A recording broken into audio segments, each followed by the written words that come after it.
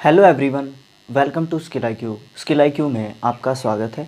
तो हम कर रहे थे हमारी वोकैबुलरी, और वोकैबुलरी जो है हम अपनी SP बख्शी बुक जो है उससे कर रहे हैं, रिवाइज्ड एडिशन से। और ये पार्ट नंबर 5 है, जिसमें हम क्या करते हैं, जिसमें हम हिंदी में मीनिंग, इंग्लिश में मीनिंग, एंटोनियम या सिनोनियम्स का कुछ हिस्सा, ज़्यादातर नहीं बट कुछ कुछ, और उसके बाद हम उसको सेंटेंस में यूज़ करते हैं, ठीक है। और उसका पार्ट ऑफ स्पीच भी देखते हैं। तो इन 5-6 चीज़ों को हम जो है रिवाइज करते हैं प्रत्येक वर्ड के साथ। तो चलिए स्टार्ट करते हैं। आज का हमारा 21st जो वर्ड है वो है एल्गी।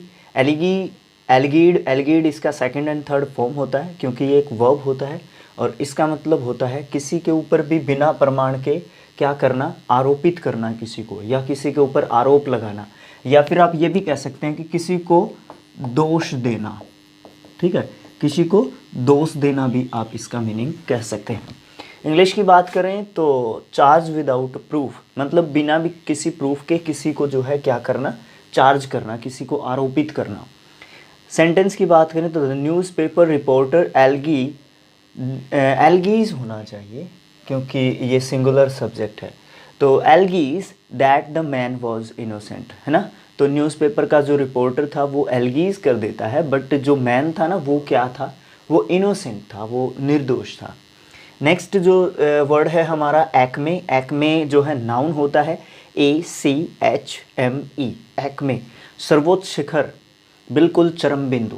वो चाहे करियर का हो सकता है या फिर हाईएस्ट पीक हो सकती है, किसी भी तरीके से आप उसको कह सकते हैं, बट होता है वो चरम बिंदु, शिखर, सर्वोच्च जो पॉइंट होता है उसको कहते हैं हम एक्मे।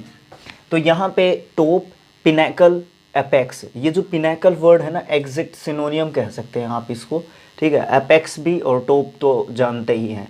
तो एपेक्स भी ज़्यादातर जो है हम ध्यान रहता है हमें, लेकिन पिनैकल जो है वर्ड ध्यान नहीं रहता है। स्पेलिंग भी बड़ा इंपॉर्टेंट है, PINNACLE, पिनैकल, चरम बिंदु, सर्वोच्च बिंदु, है ना।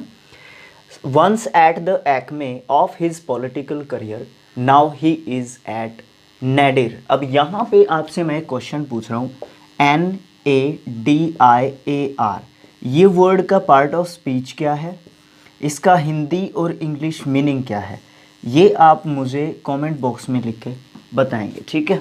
अभी इसीलिए मैं इस सेंटेंस की हिंदी भी नहीं बताऊँगा आप, क्योंकि मैंने आपसे वो क्वेश्चन पूछा है तो आप उसका कमेंट बॉक्स में जवाब देंगे। फिर है एनालॉजी। एनालॉजी का मतलब समरूपता या समानता होता है, और ये एक नाउन वर्ड होता है। और सिमिलैरिटी, एग्जैक्ट नाउन वर्ड, इसका आप सिनोनियम कह सकते हैं, या फिर यहाँ पे हमने इसको मीनिंग के रूप में लिखा है तो हम जो है इसका मीनिंग कह सकते हैं, सिमिलैरिटी। एनालॉजी, ANALOGY, एनालॉजी, समानता, समरूपता। Computer is a useful analogy for the brain, है ना। जो हमारा दिमाग होता है उसके लिए बिल्कुल सेम एनालॉजी है या यूज़फुल एनालॉजी है हमारे दिमाग से कंपैरिजन करने के लिए कंप्यूटर के साथ, ओके।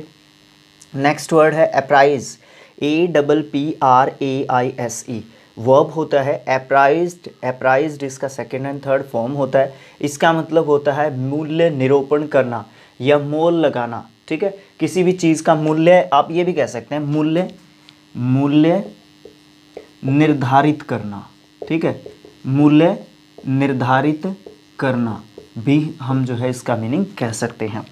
मीनिंग की बात करें, एस्टीमेट वैल्यू ऑफ, किसी चीज़ की भी एस्टीमेट या अप्रोक्स वैल्यू जो है निर्धारित करते हैं तब हम उसको, तो हम जो है अप्राइज उसको कहते हैं।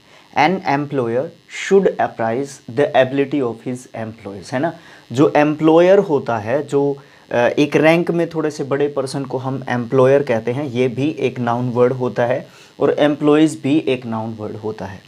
तो जो एक एम्प्लॉयर होता है उसको जो है अपने जो क्या बोलते हैं उनको, जो उसके एम्प्लॉयज़ होते हैं उनकी जो एबिलिटी होती है, जो योग्यता होती है, उसको अप्राइज जो है करना चाहिए, है ना। एंड लास्ट वर्ड है एलोकेट, ALLOCAT, एलोकेट। एलोकेट एक वर्ब होता है, एलोकेटेड, एलोकेटेड इसका सेकेंड एंड थर्ड फॉर्म होता है। इसका मतलब होता है बांटना, नियत करना, निर्धारित करना, ये सब जो है हम इसके मतलब कह सकते हैं। इंग्लिश की बात करें तो distribute according to a plan, किसी भी प्लान या किसी भी जो है एक सिस्टमेटिक तरीके से एक सिस्टम को बनाकर जब हम किसी भी चीज़ को बांटते हैं तो उसको हम जो है क्या कहते हैं, एलोकेट करना कहते हैं।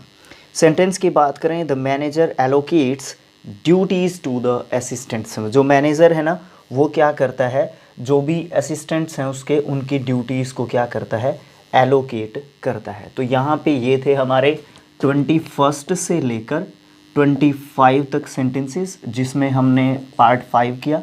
पार्ट 6 में हम जो है 26 to 30 जो है सेंटेंसेस को हम करेंगे। तो ये जो तरीका है, ये आपको कैसा लगता है आप हमें कमेंट बॉक्स में लिख के बता सकते हैं। और अगर कोई सजेशन देना चाहते हैं कि इसमें सर ये चीज़ भी ऐड की जा सकती है या इस चीज़ को इस तरीके से भी किया जा सकता है, तो उसके लिए भी आपका मोस्ट वेलकम है।